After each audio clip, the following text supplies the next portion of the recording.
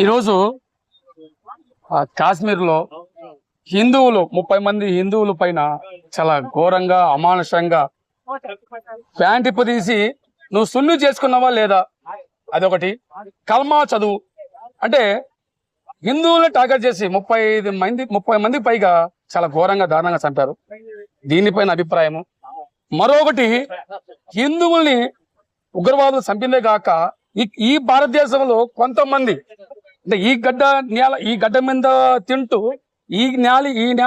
ఈ శ్వాస గాలి పీల్చుకుంటూ ఇక్కడ తిని ఇక్కడే పెరిగి హిందువుల పైన ఘోరంగా ఉగ్రవాదులు దాడి చేస్తే ఇక్కడ తపాసాలు పేర్చుకోవడం ఏంటి, కేకులు కట్ చేయడం ఏంటి, అసలు ఈ దేశంలో ఏం జరుగుతుంది, మనం ఎక్కడ ఉన్నాము, ఏంటి ఈ దారుణాలు ఘోరాలు? రాబోయే రోజుల్లో హిందువులు ఉంటారా, లేకపోతే రాబోయే రోజుల్లో ఇది ఇస్లాం దేశంగా మారిపోతుందా అని చాలా మంది ప్రజల్లో ఒక అనుమానం వ్యక్తమవుతుంది. సార్ అభిప్రాయం తెలియజేయండి సార్. మొదటిది, 125 కోట్ల మంది హిందువులు ఈ దేశంలో ఉన్నారు. ఇప్పుడు 125 కోట్ల మంది హిందువుల యొక్క మనోభావాలు ఏవైతే ఉన్నాయో వాటి ఆధారంగా ఈ రోజు సంఘటన జరుగుతూ ఉన్నది. భారతదేశంలో హిందువులందరూ కలుస్తున్నారు. కాబట్టి హిందువులందరూ కానీ ఏకీకృతం గాని అయితే ఈ దేశంలో మనకున్న దారుల్ ఇస్లాం ఏదైతే ఉందో దాన్ని మనం సాధించలేము. 2057 సంవత్సరానికి ఏదైతే భారతదేశంలో మనం సాధించాలనుకుంటున్నామో జిహాదీ ముఠాలు, అవి సాగదు. కాబట్టి సాధారణ హిందువుని భయభ్రాంతులు చేయాలి, చంపివేయాలి, లూటీలు చేయాలి, ఆస్తులు ఆక్రమించాలి అనే పేరుతోటి ఈ రోజున పాకిస్తాన్ ప్రేరిత జిహాదీ ముఠాలు ఈ దేశంలో పనిచేస్తున్నాయి. దానికి అనుగుణంగా ఈ భారతదేశం లోపలున్న సాధారణ ముస్లిం తప్ప రాజకీయ ముస్లిం నాయకులందరూ కూడాను దీని వెంట ఉన్నారు. సాధారణ ముస్లిం అంటే రోజువారీ తన పని తాను చేసుకుంటూ తన జీవనం తను గడుపుకుంటూ మసీదుకు పోతూ 5 సార్లు నమాజ్ చేస్తూ ఉన్న ముస్లింకి దీనికి సంబంధం లేదు. రాజకీయ క్షేత్రంలో పనిచేస్తూ వందలాది సంఖ్యలో, వేలాది సంఖ్యలో, లక్షలాది సంఖ్యలో ఈ రోజున ఏదైతే రాజకీయంగా ఆలోచిస్తున్న ముస్లింలు ఎవరైతే ఉన్నారో దీని వెనుకున్నారు. మనకి హైదరాబాద్ ఎంపీ కూడా దీనికి ఉదాహరణ. వక్ఫ్ బోర్డు ఆస్తులు ఏవైతే ఉన్నాయో ఈ దేశంలో ఒక రైల్వే సంస్థ గాని నావీ సంస్థ గాని లేనంత ఆస్తులు వక్ఫ్ బోర్డుకి ఎలా వచ్చినాయి? అంత ఆస్తులు ఉన్నప్పుడు, లక్షల కోట్ల ఆస్తులు వాళ్ళకు ఉన్నప్పుడు సాధారణ ముస్లిం పేదవాడు ఎందుకు అవుతున్నాడు? అతను మైనారిటీ ఎందుకు అవుతున్నాడు?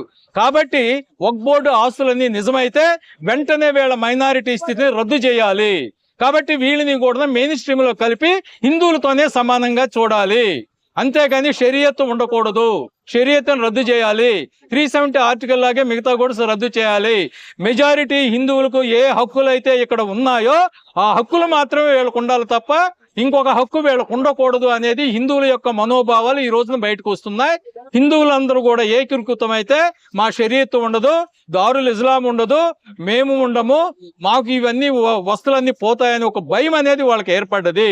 కాబట్టి అందుకోసమే హిందువులందరినీ కూడా భయభ్రాంతులు చేయడానికి వాళ్ళు చేస్తున్నారు. హిందువులు భయభ్రాంతులు కావట్లేదు. ఈ రోజు మధుసూదన్ లాంటి వాళ్ళు చనిపోతే కొన్ని లక్షల మంది మధుసూదన్లు రేపు కత్తి పట్టుకుంటాడు, ఖడ్గం పట్టుకుంటాడు, సుత్తి పట్టుకుంటాడు, గన్న పట్టుకుంటాడు, ఏం పట్టుకుంటాడో అది వాళ్ళకే వదిలేస్తున్నాం. కాబట్టి హిందువు భయపడే పరిస్థితి లేదు. భారతదేశం హిందువులది, హిందువులు రక్షించుకుంటారు.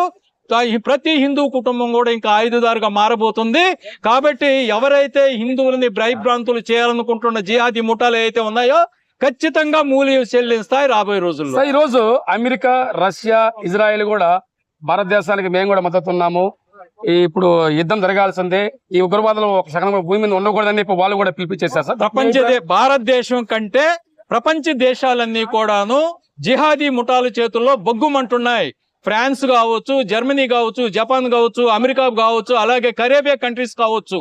ఈ రోజున అన్నం పెడతాం రమ్ముని వాళ్ళంటే ఈ రోజు ఆ అన్నం తిని ఆ దేశాలను కబలించుకోవటానికి ఈ రోజున చూస్తున్నారు. కాబట్టి ప్రపంచం ఒక భారతదేశమే కాదు, యావత్తు ప్రపంచ దేశాలన్నీ కూడా యుఎన్ఓలో సభ్యత్వం ఉన్న ప్రపంచ దేశాలన్నీ కూడాను ముస్లిం తీవ్రవాదు చేతుల్లో దెబ్బతింటున్నాయి. కాబట్టి ఏదో ఒక రోజున తప్పనిసరిగా వీళ్ళని ఆ దేశాలు బహిష్కరిస్తాయి.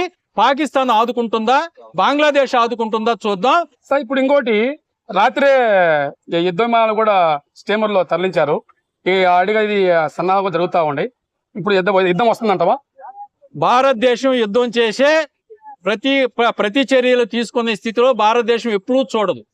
కాబట్టి యుద్ధం చేయాలనే కోరిక భారతదేశానికి లేదు. యుద్ధాన్ని ఉపయోగించి దేశాలని కబళించడం భారతదేశం యొక్క లక్ష్యం కాదు.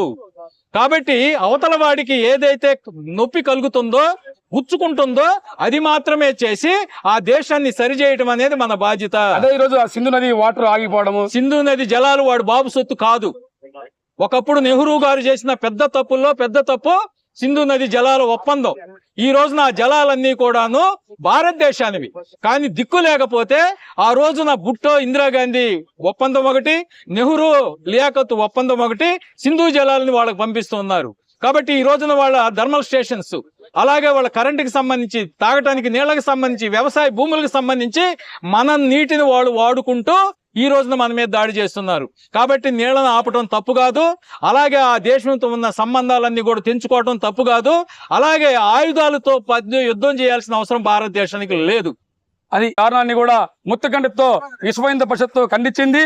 దేశం మొత్తం కూడా భారతదేశం మొత్తం కూడా విశ్వ హిందూ పరిషత్తు ఈ ధర్నాలు రాష్ట్రంలో చేస్తున్నారు. News 2 KBS media Nellore. ఇటు మీ కుంకుబాలాజీ.